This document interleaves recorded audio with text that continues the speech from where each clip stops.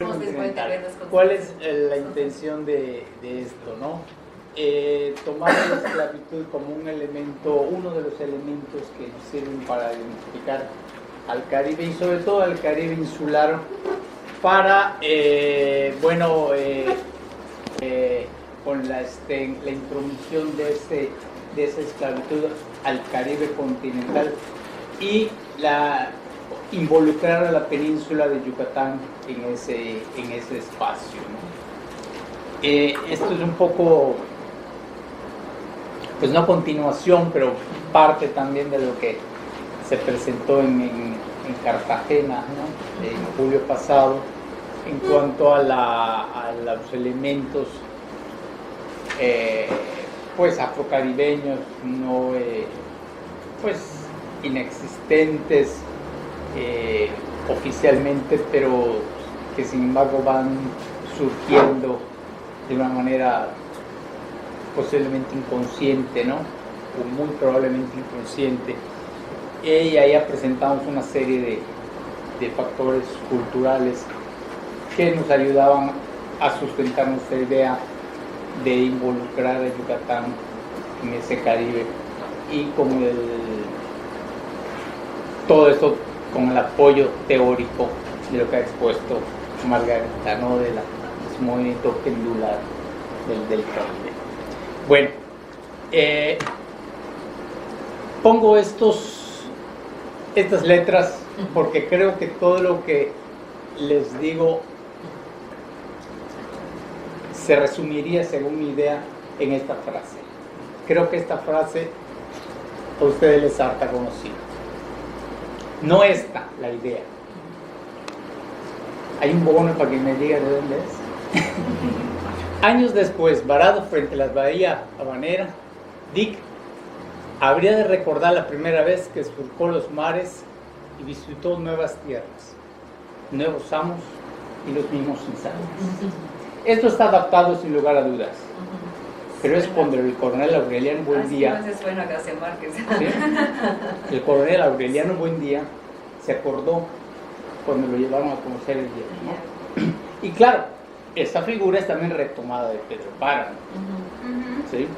Bueno, esto nos lleva a que esta figura es indicador de lo circular, que es el tiempo en estas figuras, y es lo que yo voy a tratar o más bien es la comprensión que les quiero a ustedes llegar de lo circular que es este movimiento, estas diásporas intercaribeñas y este movimiento de mercancía, en este caso seres humanos, ¿sí? Bien, pues lógicamente este PowerPoint estaba hecho para personas que no son de Yucatán, para explicarles dónde está la península. Entonces, pues bueno, esta es la península de Yucatán en un mapa antiguo, y esta es la ubicación, un mapa también del pasado, de la península de Yucatán con referencia al Caribe insular. Bueno, ¿qué nos trae a nota esto? ¿Sí?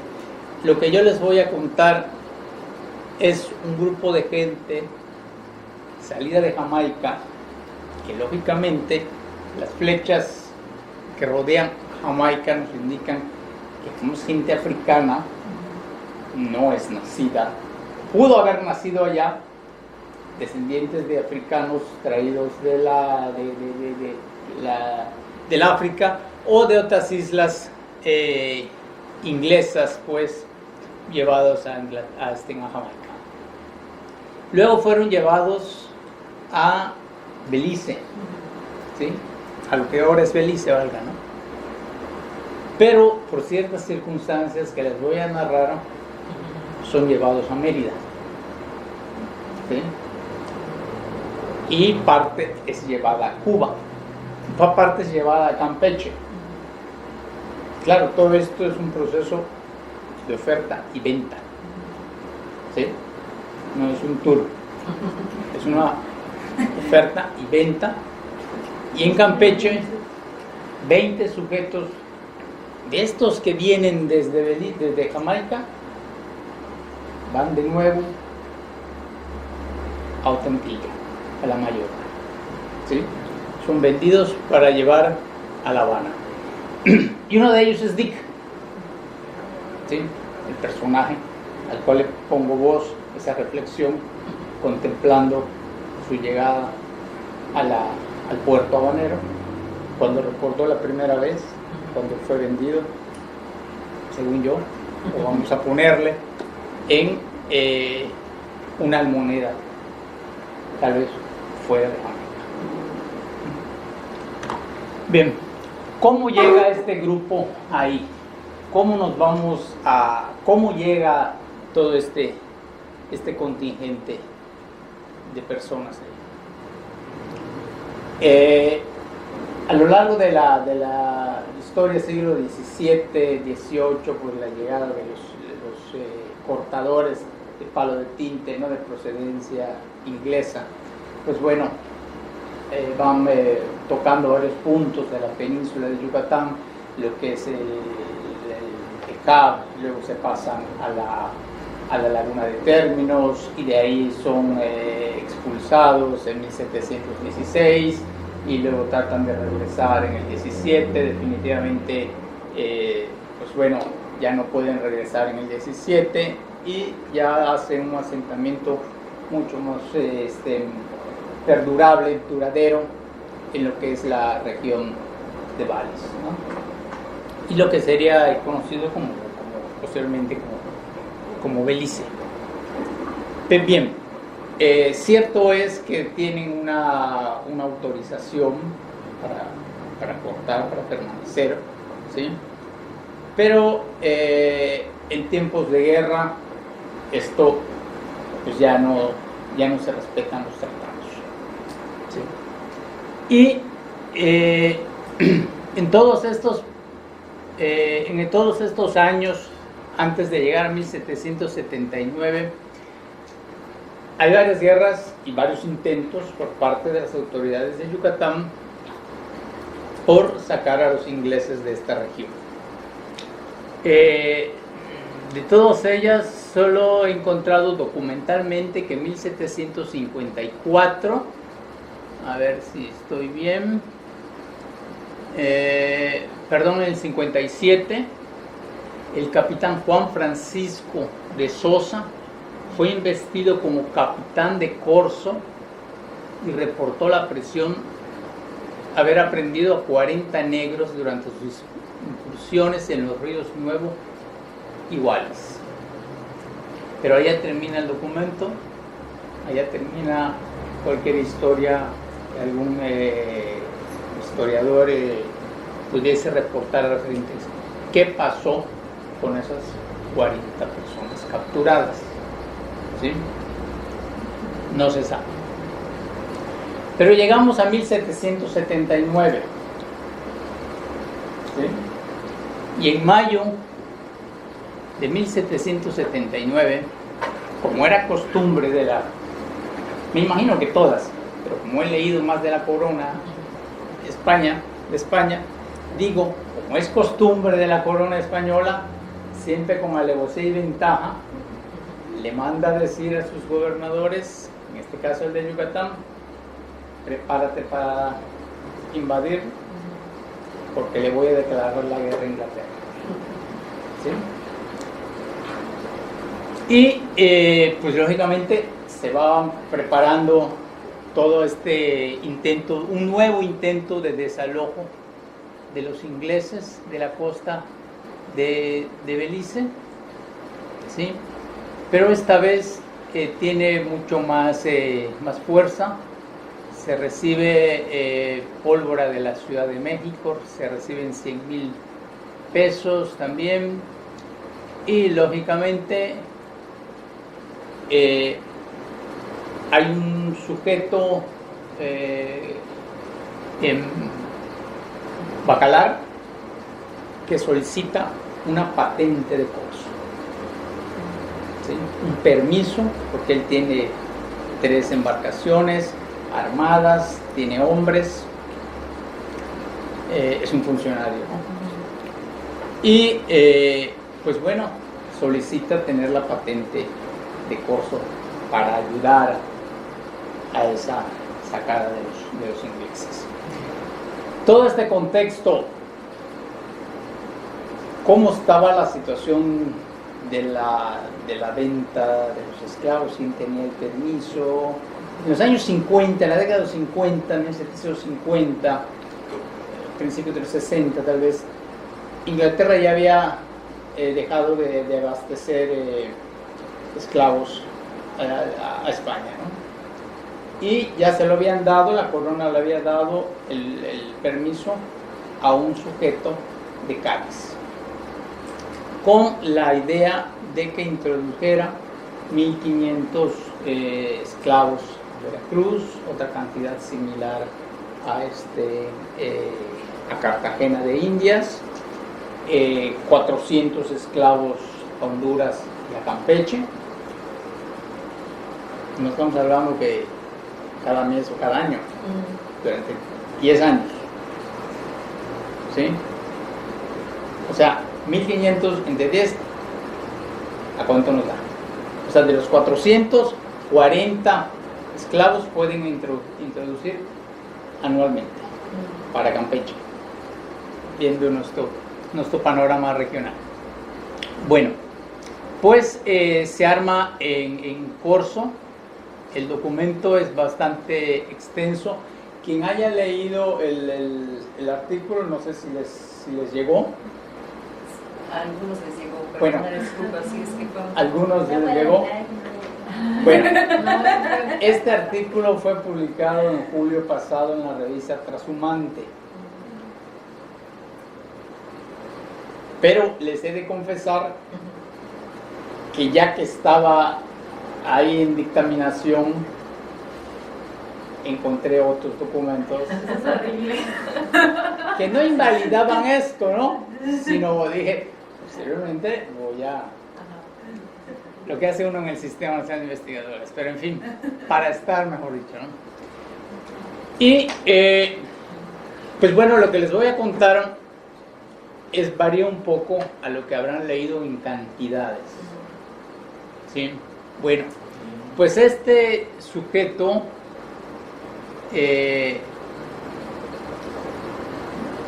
permíteme, busco la información acá.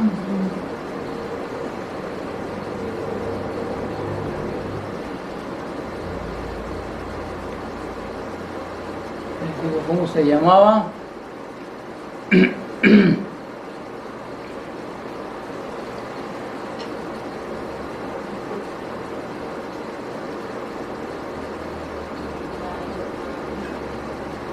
Bueno, Nicolás Pereira. Nicolás Pereira, pues bueno, obtuvo la patente de corso, se armó todo todo el equipo para embestir a los ingleses, que fueron atacados unos primeros días de septiembre, ¿sí? Algo interesante de aquí es que esto no está conformado solo por documentación de España, ¿sí? Siempre tenemos que proteger el otro lado de la moneda, ¿no? Porque a veces pueden variar los datos. Entonces sí, también utilizamos documentación que está publicada, ¿no? Ya que no se puede ir a los archivos ingleses, pero sí lo que está publicado de los archivos ingleses en lo perteneciente a Honduras británicas, o sea, Belice, nos ayudó bastante para conocer cuál era la situación de la región, sobre todo de Cayo Cocinas, ¿sí? Cayo Cocinas es mencionado en la documentación inglesa como San George o Kitchen Cay Kitchen, ¿no? Bueno, entonces se agarra, se invade, digo, se ataca, ya después de la declaración de guerra, se invade, se ataca Cayo Cocinas, se agarra un número, dicen, de 300 a 350 negros, ¿sí? Pero agraciadamente, esta vez no nos quedamos ¿y dónde están los negros? ¿Sí? Porque en este documento que encontré en Indias está el nombre de los 287 negros, ¿sí? El nombre que fue registrado en su lengua, dicen generalmente en inglés, y el precio en que fueron casados, ¿sí? Estos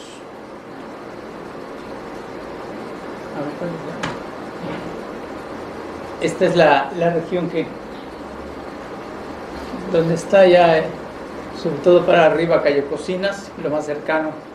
Cayo Cocinas es donde estaban los principales cortadores viviendo con sus familias.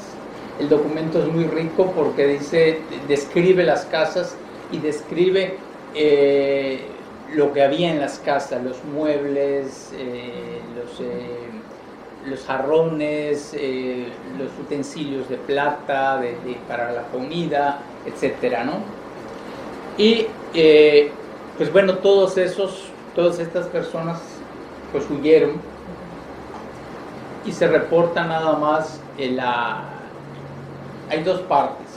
El documento está enlistado de los negros capturados, pero Eligio Ancona menciona, a la par con un documento inglés, que algunos cortadores, o sea, ingleses, fueron capturados y enviados a prisión a Mérida. No hemos encontrado algún documento pues el local, ¿no?, o de la administración española, que en verdad certifique que estuvo esa gente aquí en Yucatán, en Mérida, a excepción de los negros, ¿no? Bueno, entonces, ¿cuál fue, yo me pregunto, el objetivo principal de esto? ¿Sacarlos o la captura de 287 negros? Pensando que ya no había abastecimiento en el Caribe, sobre todo para Cuba, pensando en que ya eran unas mercancías que se pudiese sacar una buena ganancia, aún quedándose aquí en Yucatán. Sea lo que fuese, solo 20 salieron de la península y los restantes se vendieron entre los funcionarios de la administración real, curas, algunos todavía resabios de encomenderos, etcétera, ¿no? Bueno, sea lo que sea, nunca antes en la historia colonial de Yucatán llegó una remesa de negros de tal cantidad. Nunca antes hubo una almoneda de negros aquí en la plaza, ¿sí?, donde se ofertaban en lo que era, o en lo que es ahorita el Palacio de Gobierno, ¿sí?, una partida semejante de gente en estado de esclavitud. Bueno, pues estas personas fueron traídas acá a Mérida, pues algunos en embarcaciones, otros fueron en camino, ¿no?, a pie, fueron traídos, fueron trasladados, ¿sí? Este es Cayo Cocinas, ¿sí?, el principal punto que se atacó, ¿sí? Y bueno, la verdad esto me hizo una mala jugarreta porque no quedó bien, pero en el artículo está lo de los ofertados en Mérida, ¿sí? Con base en la documentación que encontré en el Archivo General del Estado, ¿sí? En el Archivo General del Estado pues están un poco disgregadas, por no decir mucho, ¿no?, la información de estos negros, y pude recuperar 31 personas ofertadas a nombre de Nicolás, del capitán de corso, y 21 personas a nombre de la corona, porque recuerden que le correspondería el 10% de las personas capturadas, ¿sí?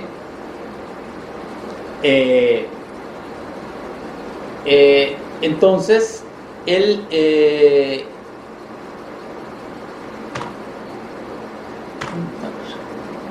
¿cómo estaba la población de los africanos acá en Mérida, acá en Yucatán, pues, para aquellos años?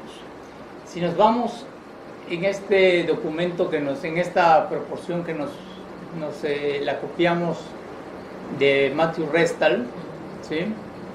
Nos dice de unos 45,000, pero claro, allá ya la mayoría son pardos, mulatos, ¿sí? Y pues claro, eso dispara mucho el caso, ¿no? Como todo esto está en base a lo que diga el documento, la calidad que tengan puesto, en el documento no se menciona, pues llegaron 15 negros, 40 mulatos, todos son negros, ¿sí? Entonces, pues bueno, para ese entonces en Yucatán, lógicamente sí la mayor proporción era de pardos. Recordemos que pardos es el hijo del negro o el descendiente de negro con una maya. Y ya no sé de ustedes, pero ya he mencionado también que eso necesita una consideración porque nada más lo leemos, pero no lo reflexionamos. Porque un pardo, entonces, si la mayoría son pardos para el siglo XVIII, entonces ¿de dónde su padre va a ser el negro que se casa con la maya? No, su padre también es pardo.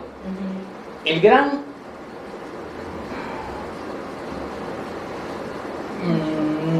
no quiero decir error, la consideración que debemos tener cuando utilizamos las fuentes, sobre todo de la iglesia, ¿sí? Es que el pardo, ¿sí?, se va a casar con una maya y el hijo va a ser nombrado como pardo. Pero ¿quién lo manda y lo incluye dentro de los afrodescendientes? Tal vez por su color de piel, quién sabe. Muy buena vista habrá tenido el cura, ¿no? Pero no olvidemos que culturalmente desde siglos pasados son mayas, ¿sí? Porque los africanos que llegan aquí no dan la oportunidad de traer una cultura propia, elementos culturales que se vayan reproduciendo. Entonces, al hablar de este pardo, es un pardo que tal vez es un morenazo, pero su cultura es maya. Sin embargo, lo clasifican como Sin embargo, lo clasifican como pardo. Eso es una cuestión muy... Y, bueno, entonces, ¿qué pasa con estos negros que llegan, que traen aquí? 287. Lógicamente, en primera instancia, los de la partida del rey son marcados, ¿sí? Y ojo, se dice, de nueva cuenta se manda a hacer la marca para marcarlos, ¿sí? De nueva cuenta. ¿Cuándo se hizo otra vez? ¿Cuándo se utilizó? No lo sabemos, pero entonces sí se había utilizado de nueva cuenta, o sea, en primera instancia en Yucatán, ¿sí? Y ¿cómo era? No tengo acá el dibujo, pero es una Y de Yucatán, y en un costado de la Y viene la R, ¿sí? Es de Yucatán y real, ¿sí? Entonces todos los negros pertenecientes a la corona se les debería marcar acá arriba de la cadera, excepto a los niños menores de 5 años. Bueno,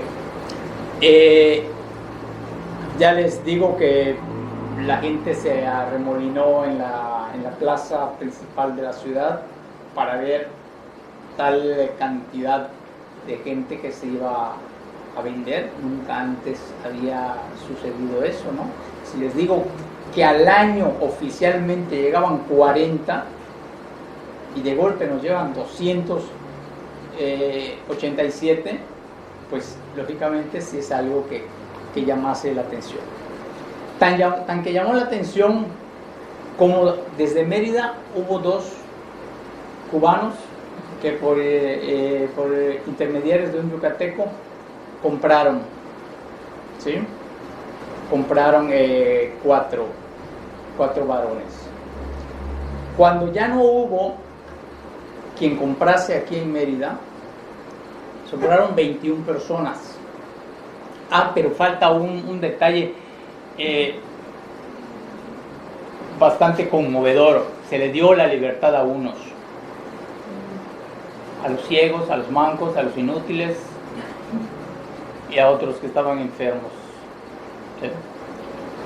Entonces, lógicamente, bastante conmovedor la situación. Entonces se llevaron 21 restantes a Campeche. Hubo 3 se me olvidó la palabra, el que grita se vende, ¿cómo se llama? Pregoneros. Hubo 3 pregones, 100 días diferentes, porque no había quien comprase la gente en Campeche, ¿sí?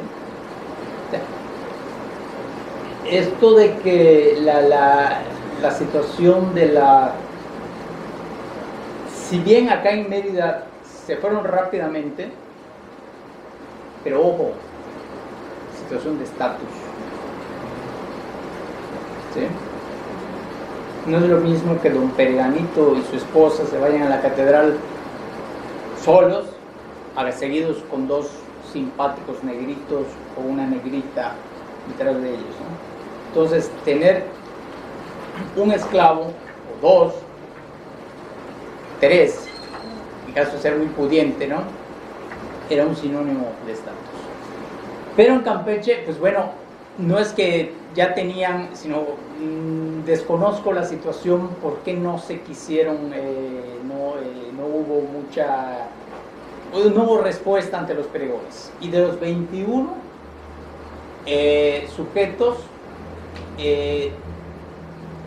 16 fueron comprados.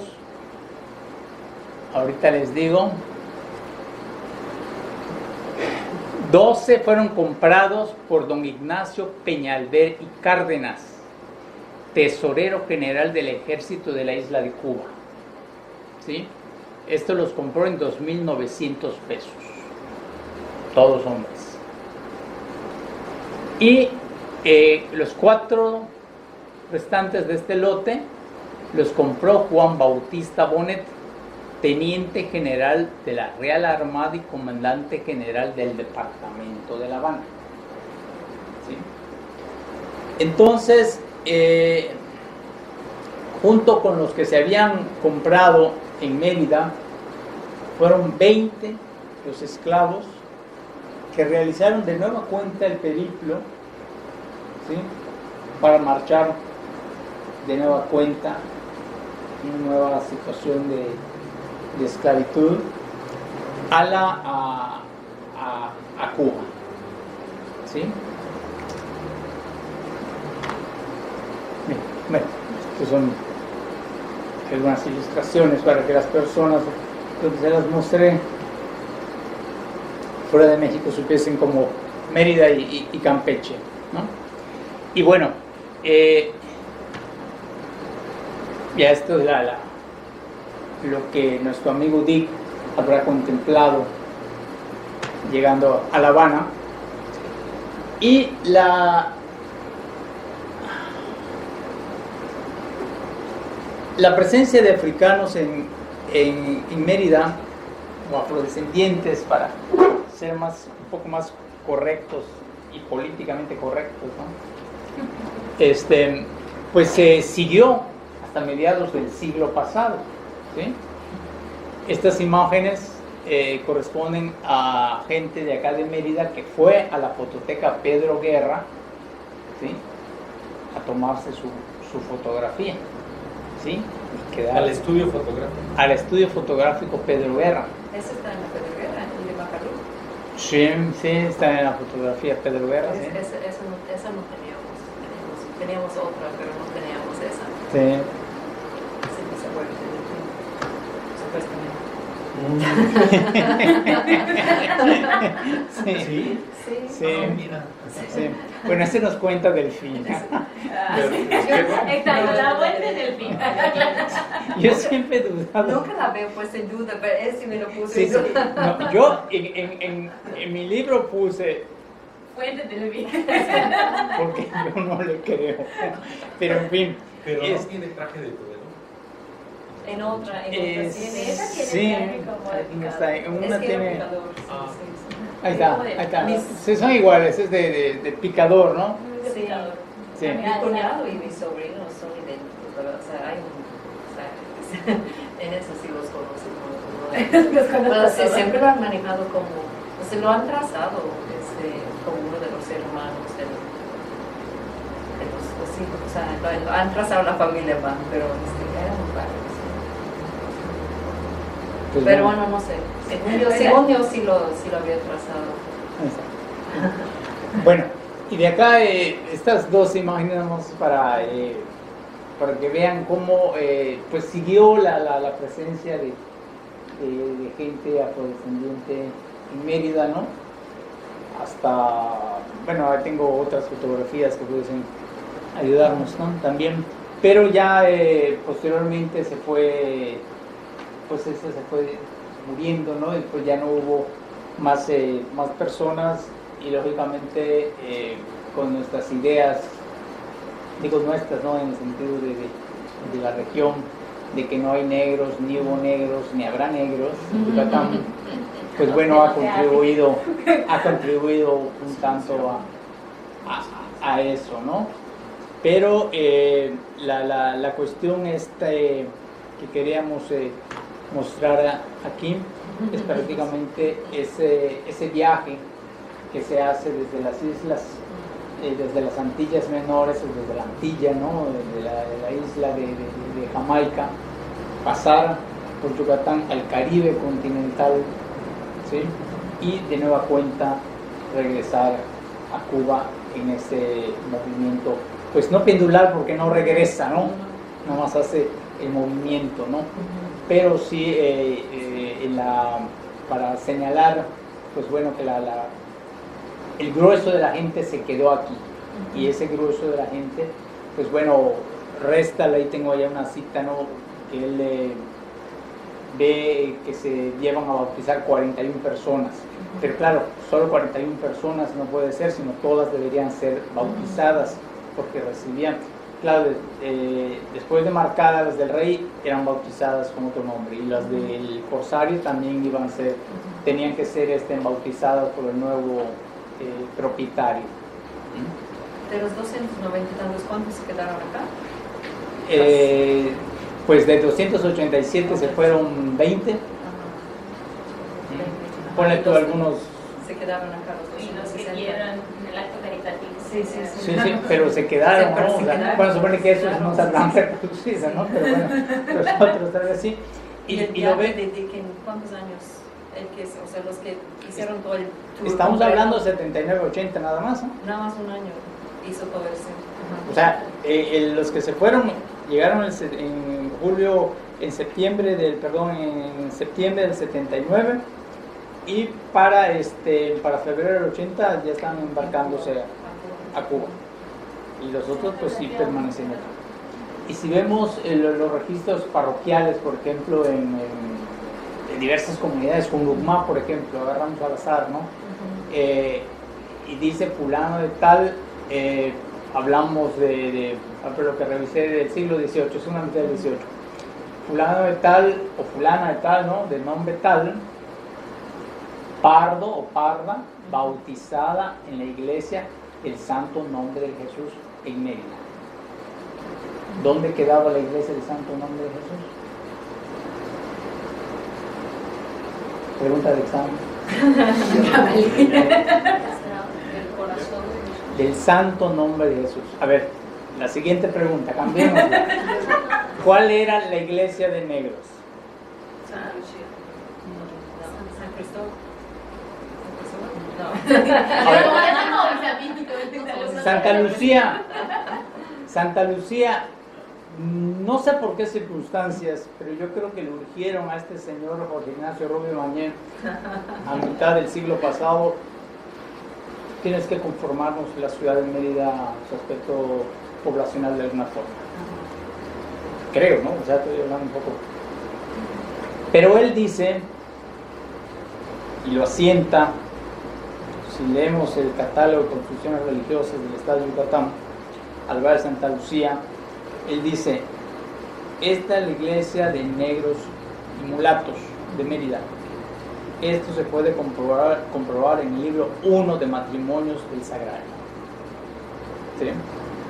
Yo revisé el libro 1 de Matrimonios del Sagrario y lo único,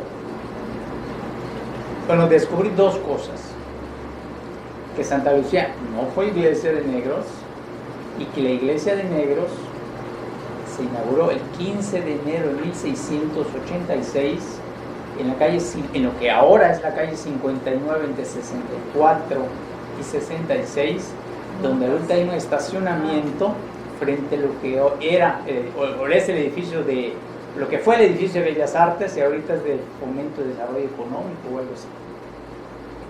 Junto a la gasolinera Bimeri. Ah, ¿la qué con qué? 59 entre 62 y 64. ¿O dónde estaban los negros antes? Estaban administrados en la catedral. Y a lo que dice Rubio Mañé, ¿dónde vivían si no estaban en el barrio? Con sus amos, Claro. en la ciudad, Sí, como sí. en muchas ciudades Sí, sí, sí. que nos... O sea, yo cuando lo escribí, tengo que puntualizar que esto en la ciudad de Mérida es así asado, porque si tal si te lo dictamina uno de Veracruz y te va a decir, pues si esto es normal que vivan acá. Eran principalmente de... Entonces, pero aquí de no ciudad. existe la idea. Lógicamente, acá hay todos los blancos en el centro. No.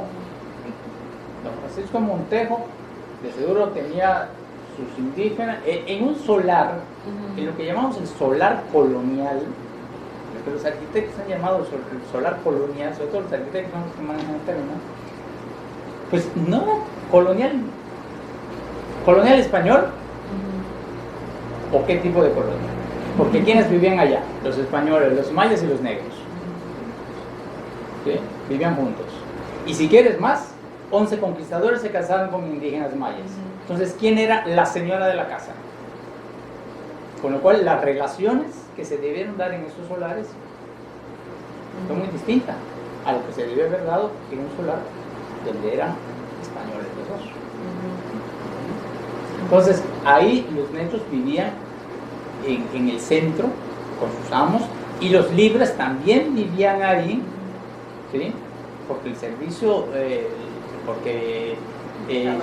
no hay, trabajaban para ellos, lógicamente, ¿no? Posteriormente, en el siglo XVIII, en la mitad del siglo XVIII, pasada la mitad del siglo XVIII, empiezan a ver los primeros matrimonios en Santa Lucía. De negros. De negros, sí.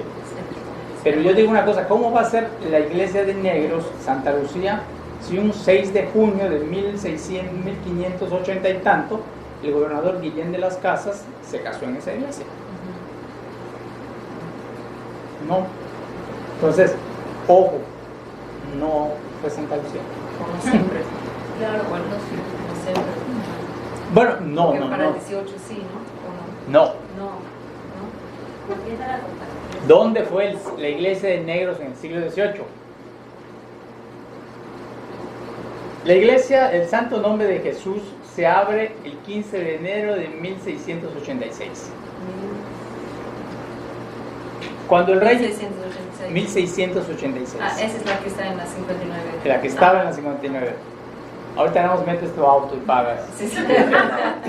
Ya te bautista. Sí. Y vos, pero si vas con tu pico y tu pala. Sí. Bueno, ahora, ¿qué pasa? Cuando el soberano español invita a los jesuitas a abandonar sus territorios, la iglesia, todo el complejo de los jesuitas queda abandonado. Se oferta a la venta, nadie lo compra. ¿Sí? Y ¿qué hacemos? Vamos a pasar la parroquia de negros a este lugar. ¿Sí? Entonces, lo que ahorita conocemos como Tercera Orden fue la segunda iglesia de negros, que perduró ahí hasta 1822, que de facto entró la orden de que ya no se escribiese por categorías la población administrada ahí. ¿Perdón, en qué año? 1822, después de la independencia. ¿Sí? Entonces son las dos iglesias, o sea, quitando la administración que tenían en la catedral donde tenían su cofradía, ¿sí? Esas son las dos iglesias que existieron en Mérida para administrar a la población, pues bueno, llamada de color, ¿no? Entonces, estos que se casaron en Santa Lucía son... Sí, se podían casar, claro. con las monjitas se podían casar. Claro, según los aranceles de 1722, te costaba más. O si quieres que el juez vaya a tu casa, Claro. puede ir. O sea, que sea, o sea, son cosas también que nosotros leemos esclavitud en el Caribe y no podemos traspolar Exacto. lo que se daba ahí a nuestra Exacto. situación, donde era mucho más laxa, ¿no? Sí. Porque yo no creo que en el Caribe, si la pareja de pardos o negros se quería casar, podían decirle Escojo dónde. que vayan a su casa Escoge iglesia. y claro, pagaban más. Ajá, claro. ¿Sí? Entonces, pues sí, hay una, pues es una situación bastante laxa a comparación de, digo que ni en ese momento vamos a decir que se daba muy bien a la esclavitud, ¿no? Pero bastante laxa. Hasta 1822 que ya se va a dejar de asentar por situaciones de castas o de color, pues, ¿no? Bueno, entonces, pues esto es lo que yo les traía, nada más esta ejemplificación de la pues forma parte de las diásporas intercaribeñas, ¿no? Que nos acercan a nosotros, Yucatán, a ese, como Caribe continental, a ese Caribe insular, ¿sí? Aunque haya gente que insiste en no incluirnos, ni cultural ni geográfica.